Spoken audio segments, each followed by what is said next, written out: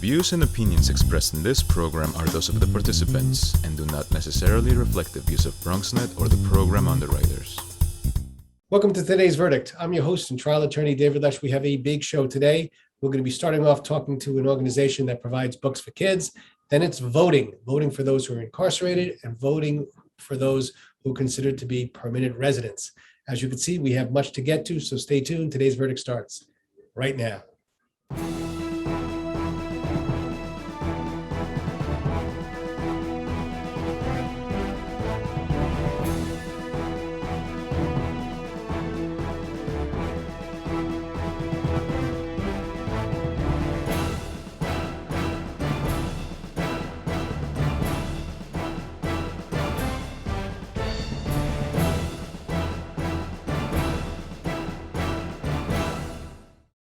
All right, welcome back to today's verdict. I'm your host and trial attorney, David Lesch. We always enjoy our segments with the Legal Aid Society. We have Anthony Posada, supervising attorney, joining us. Anthony, how are you doing today? I'm doing well, David. Thanks for having me. It's our pleasure. We like segments with the Legal Aid. You do some great work there. Today, we're going to be discussing voting and those who are incarcerated. Maybe you could tell the viewers a little bit about what you're going to be talking about today, if you could.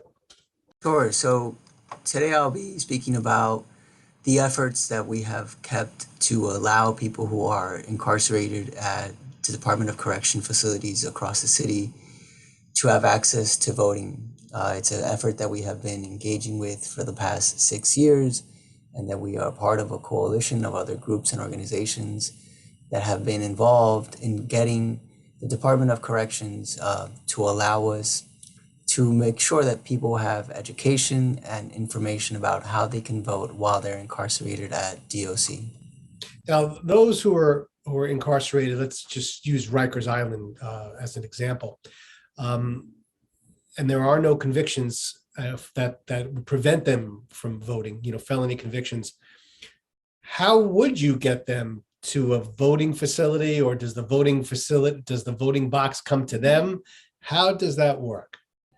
So those are two very important things, David. The first one being that close to 93, if not more, 94% of people on Rikers Island are there pre-trial, meaning that they have not been convicted of a crime, and the vast majority of them are eligible to vote. And so when you take that into account with the fact that there is not a polling site at Rikers Island, what happens is that people have to vote through the absentee ballot.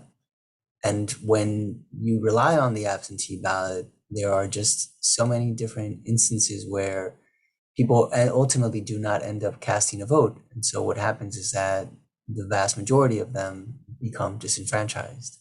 Could you give me an example of situations where they don't end up voting? Is it difficult to fill out the ballot? Is registration difficult? Why is it not? Because many people vote by absentee ballot who are not incarcerated. Why are they having a difficult time if they're behind bars? The first major barrier would be that people are not given the education about the fact that they can vote. I've encountered so many people at Rikers Island who tell me, I have a criminal record, I can't vote. And that's inaccurate. I get to explain to them and have a conversation about how they are eligible to vote. And so that is a huge first step, is letting people know about their eligibility of voting. The second one being that if people register to vote and they apply for an absentee ballot, what happens is that they then have to receive, the ballots have to be given to them manually. And many people, if it's their first time voting, if they haven't voted before, then they won't understand. They won't have a chance to actually fill out the ballot for it to be taken back to the Board of Elections so that it can represent a full vote. So who gives them the ballot? The correction officers, family and friends? And the second question I have is, how do you get the word out to them? Getting the word out to them is part of the voter registration efforts that we have conducted. We go to different facilities. We go with the Department of Corrections, who puts an escort officer to join us in this effort. And then we talk to people. But again, we're making a small dent in an institution that has a lot of people in their custody. And we only get to go there about once a month.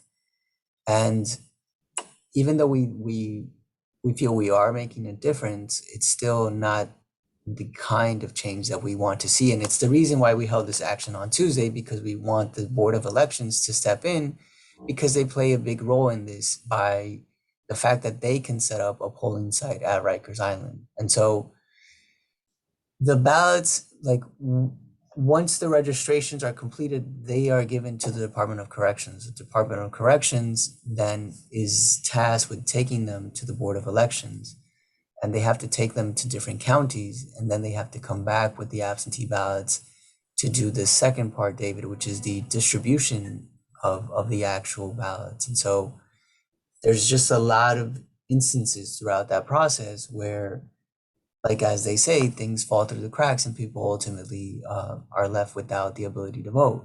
We've heard from a lot of people who said, look, I filled out the registration, I applied for the absentee ballot, and I never got it. Well, the Board of Elections, it would make sense if they set up some type of office or something, at least a few times a year, to make it easier for the inmates to actually vote right there, fill out the ballot and hand it in. And I know it's predominantly affecting the Black and Latino community, because unfortunately, those are most of the people who are at Rikers. What kind of feedback are you getting from the Board of Elections? Does it look like they may come on board and actually start showing up at these different facilities, Rikers and the others?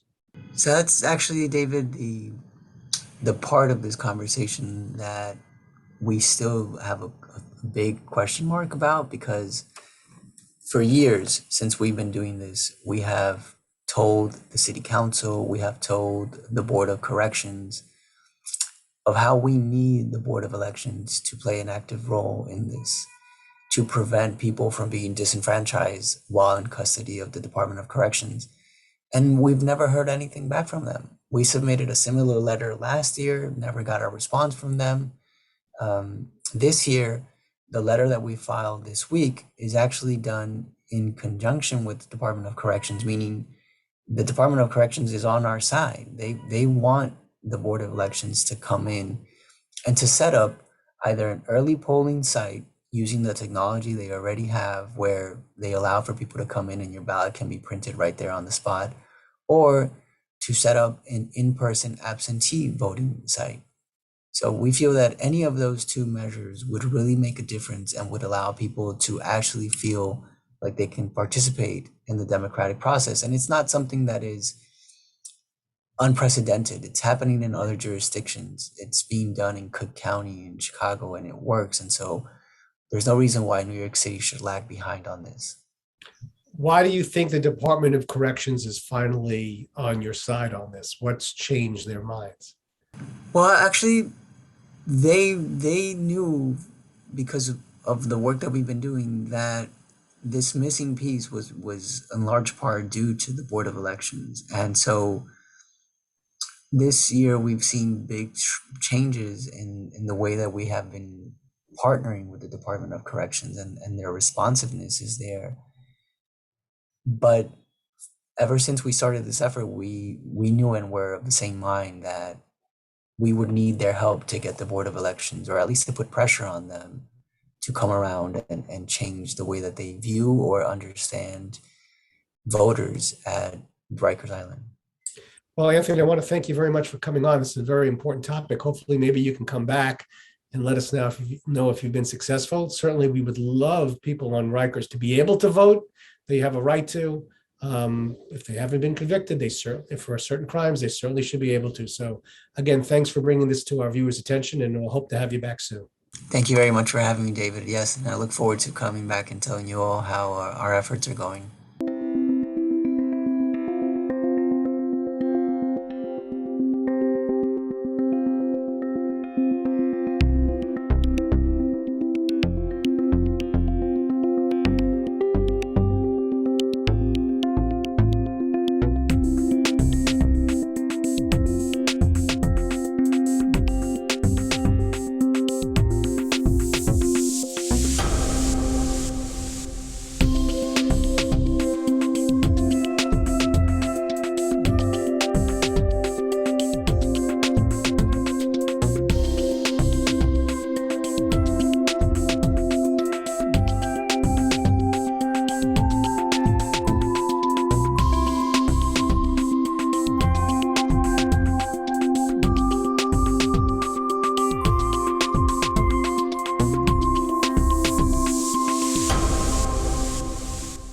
All right, welcome back to today's verdict. I'm your host and trial attorney, David Lesch. We have the Director of Civic Engagement, NYIC, Wennie Chin. How you doing today, Wennie? Hi, I'm doing well. Thank you for having me, David. Absolutely our pleasure. So this law was formerly known as Our City, Our Vote, correct? Correct. And now we're talking about Local Law 11, 2022. Let's tell the viewers a little bit why you're here today, if you could.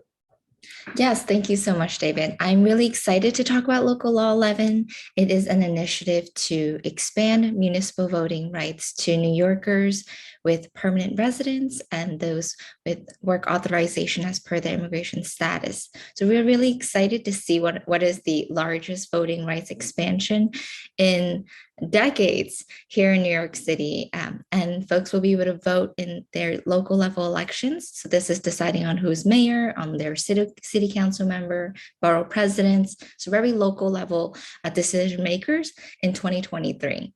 All right, so presently, without this law right now, who is not allowed to vote? In other words, who is prevented from these local law elections right now? So right now, we actually haven't had. So when you look back at the history of voting rights, we haven't actually seen an expansion of voting rights. So currently, the eligible vote electorate who can vote are actually just folks who would vote in federal and state elections, the same individuals. You have to have lived here for 30 days in the locale. You have to have registered and be over the age of 18. You have to be a citizen. What we're doing is expanding that for the local level decision making to include folks who are permanent residents. So we're looking at green card holders, as well as those who have been designated a work authorization as per their immigration status.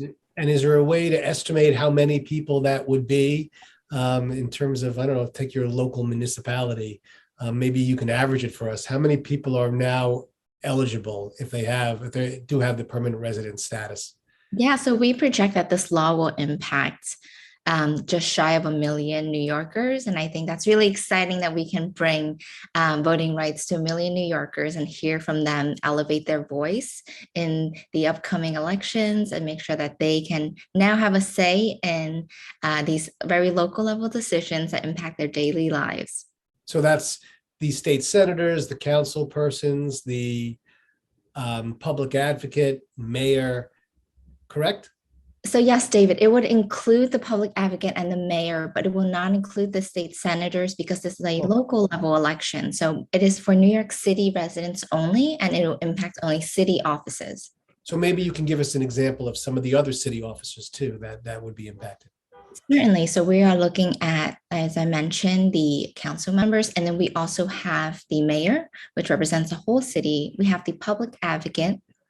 And then each borough, we also have borough presidents. And these are some of the roles that New Yorkers who will be able to participate in 2023 and decide who represents them at these local level. Is there ever an issue in terms of the ability just to understand language? Because I know some of the immigrants who are here who do have permanent resident status sometimes may have a problem communicating. I know that when I pick juries, sometimes they don't understand as well, so they're politely excused.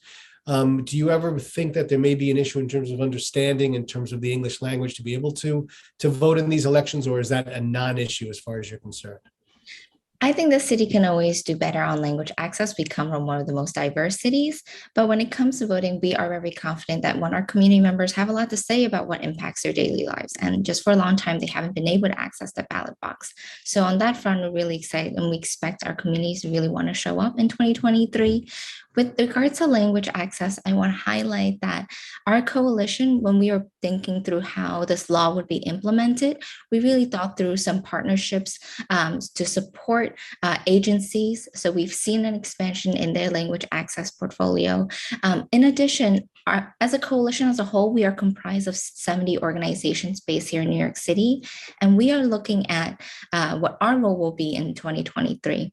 So we are currently asking for the city to invest $25 million for organizations to conduct community outreach, public education, and voter engagement as we get into the implementation of Local Law 11, so that when the elections kick around, this 1 million New Yorkers, or just shy of 1 million New Yorkers, are ready to hit the ballot, and they know how to interact with that process. Well, that leads me to the question really I wanted to ask is, how are you going to get the word out to all these individuals who who didn't have access to the ballot box? How are you going to let them know? TV ads, print, I don't know how, I know you're the director of civic engagement. How are you going to engage these new individuals in terms of the voting? Absolutely. So you're right. Well, we use some of those very large scale advertising, but at the same time, what we are strongest in is we are a community network of organizations who already have relationships with their communities on the ground. When we think about the census outreach, which is just 2 years ago, we look at that civic infrastructure we've built and the organizations who are already, engaging with the communities, regardless of where they are, about the census. And this is really the same kind of infrastructure we're hoping to rebuild and tap into, is using our organizations to reach into the communities that they already have relationships with and tell them about the upcoming elections, who's eligible, how to go about it, and how to eventually vote. Are you getting any pushback? Because, you always have the Republican Party who always pushes back a little bit in terms of allowing more access to the ballot box. Are you finding there are organizations that are coming from you from the other side, up in either in Albany or somewhere else, that's preventing you from being able to really institute exactly what you want? At the present, I don't know any. I don't want to say there isn't, but I haven't seen any. But we know that there is a lawsuit, and we are having kind of that back and forth with the opponents of this law. But this is, again, a tactic that they have taken out of the, it's the same, different page with the same playbook, rolling back on voting rights, building more barriers. So for us, we understand that that's an expectation at this point, coming from opponents of this law. What we are focused on actually is just making sure that this law gets implemented, that our communities hear from us, and that they eventually come out and vote when 2023, when the first election that they're eligible happens. What other things are you working on in terms of, as the director of civic engagement, what other projects do you have in the works to try and get through in the next 6 months to a year? Certainly, we are looking at supporting by creating an advisory committee to support Board of Elections in their implementation, thinking through some of the things you've mentioned, David, language access. How can we make the voter registration form more clear and include more languages? We're also thinking about developing materials to share with our community members about this upcoming law, and also just elections in general. We now have multiple primary elections here in New York, so there's a lot of just voter engagement happening. We are also trying to just encourage organizations to really learn about how this law will interact with their community members. So we're providing training on all levels for organizations and for individuals to get more familiar with Local Law 11 and how they can support their neighbors and friends and families to vote in the elections. Well, Wendy, we'd like to thank you very much for coming on, to doing some great work for the community, and hopefully you'll let us know, come in the next couple of weeks and let us know how successful you've be in terms of reaching out to the public and getting those who normally don't have a voice. Absolutely. Thank you so much, David. Have a great day. It's our pleasure. All right, well, stay with us. Today's Verdict has so much more right after this.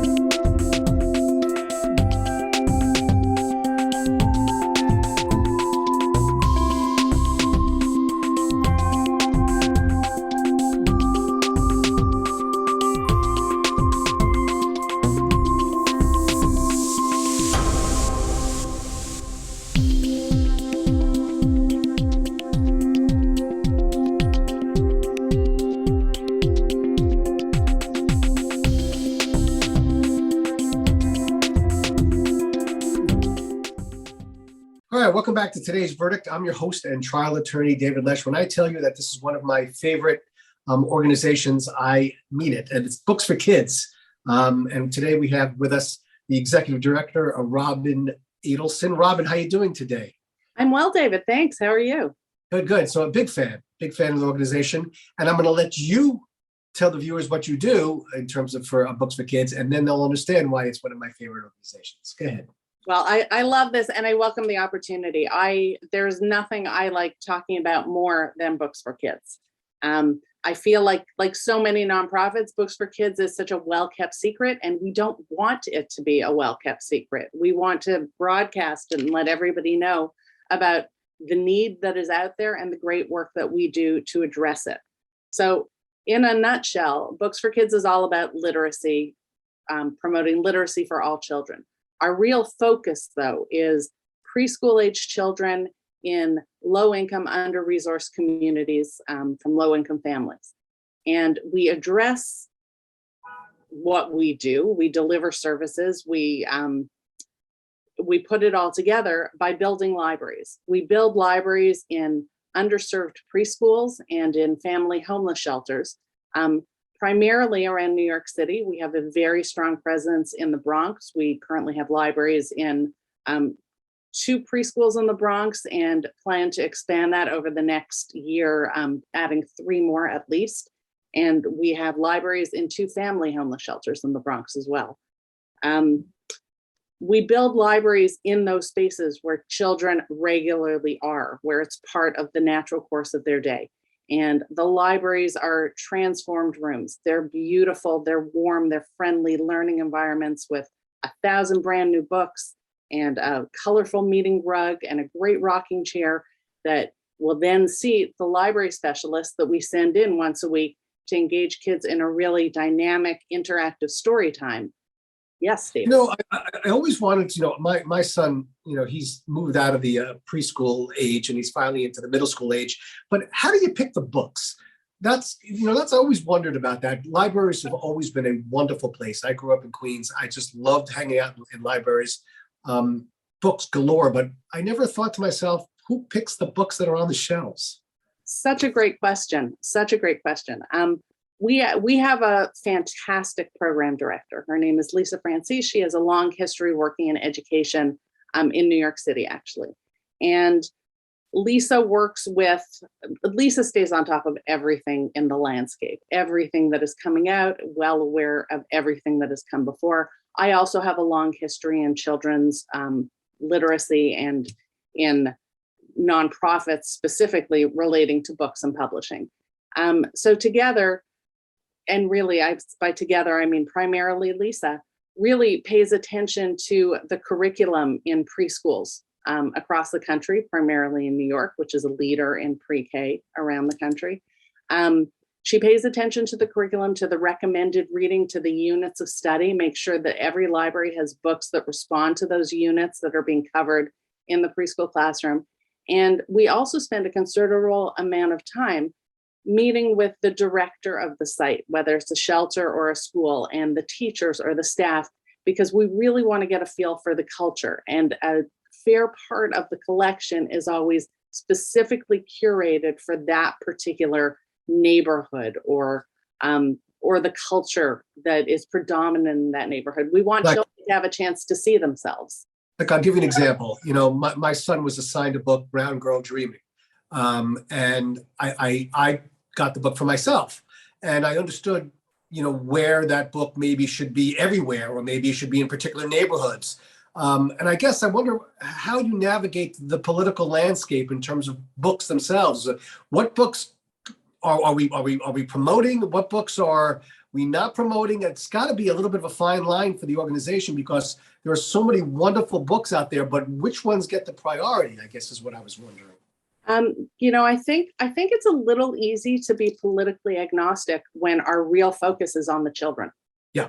And it isn't so much which books we're selecting to respond to any political climate. It's we are making sure that there's a plethora of opportunity and choice, and then giving children the agency to go in and choose something they're excited about. All of our libraries are lending libraries. We encourage children to walk around, pick up a book that looks really exciting to you, whether it's the color or the title or The author is Mo Willems, who writes the Pigeon books, who is just familiar. Love those books. I read those books. The Pigeon Takes the Bus. The Pigeon. I've read so many of those books to my child. Lee still loves those books, and he's 11.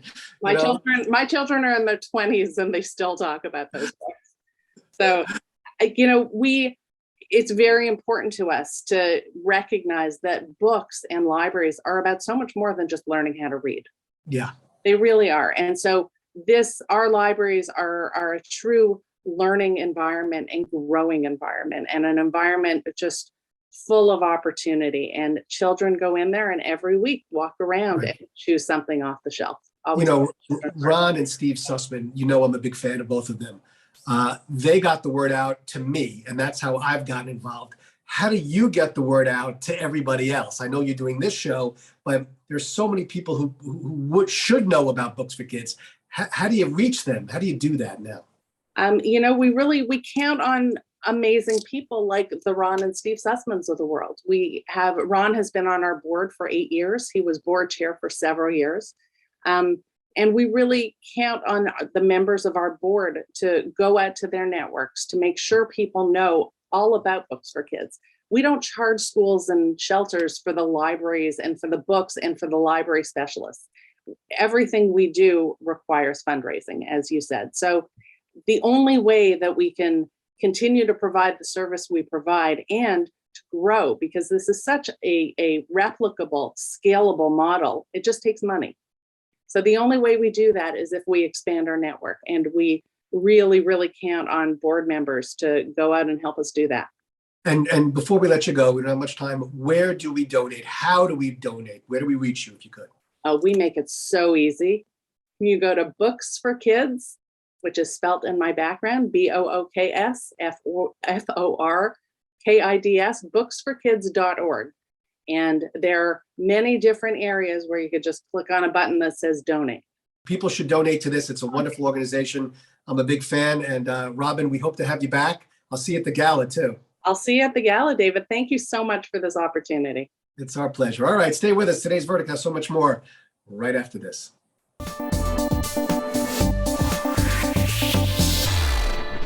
Well, that's all we have for today. I'd like to thank all of our guests for joining us, and of course, you, the viewers, for watching. If you have a show or a topic that you'd like to see on a future edition of Today's Verdict, please feel free to email me at davidlesch@bronxnet.org. Until the next time, know your issues, reach a verdict. See you in 2 weeks.